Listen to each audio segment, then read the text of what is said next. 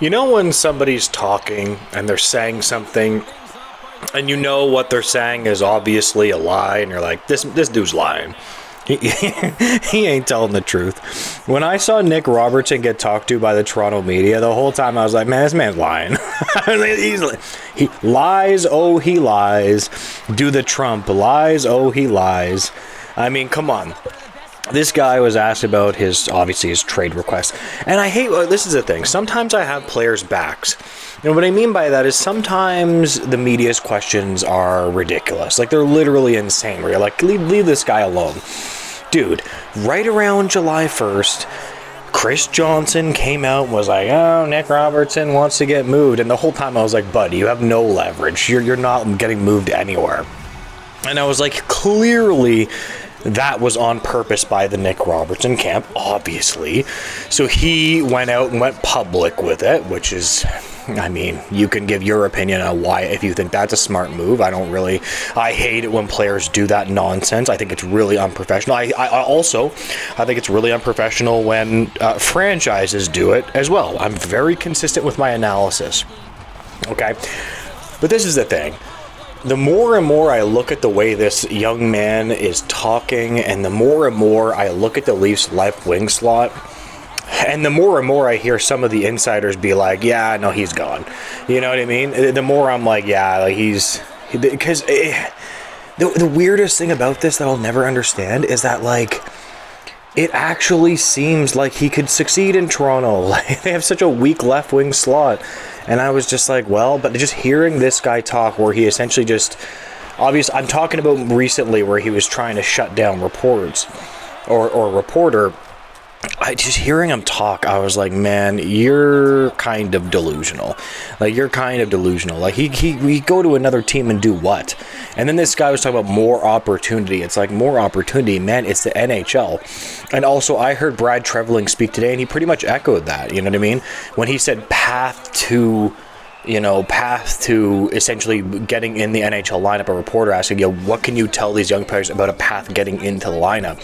Treliving was essentially just like, it's the NHL. Like, if you can help us win, I don't care if you're 18 or 38, like, you'll be in the lineup. I don't care.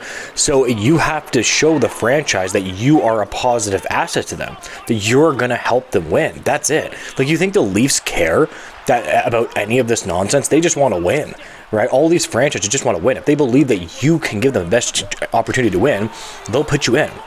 Like, Nick Robertson can fire the puck like crazy, but he offers almost nothing else. Could he score 50 points if you give him the minutes? Sure, but he'll also lose like 8 battles on the wall, 8 battles down low, no defensive ability, no neutral zone defense, blah, blah, blah. I mean, it just is what it is with this guy. Come on. Anyways, I really, really, really think the writing is on the wall with this guy. I don't think that this is the type of relationship that can get reinvigorated. You know, sometimes you can fix a relationship. This is a straight up opinion right now. I just don't think that this is something that can get fixed, if you understand what I mean. I think he's done. I think he's done in Toronto. Man, it's crazy. Like, I'm glad Toronto took a stance with this kid, though.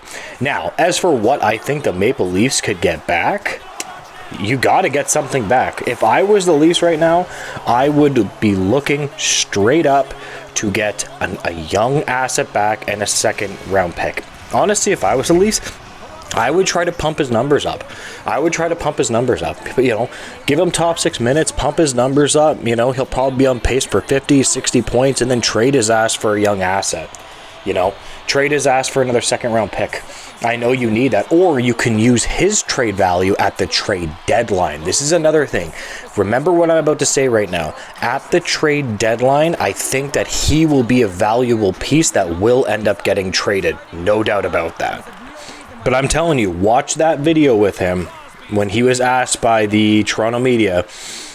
You can totally tell this guy does not want to be here. He says, oh, I'm happy to be in Toronto. You could totally tell he does not want to be here at all. And I hate to see that.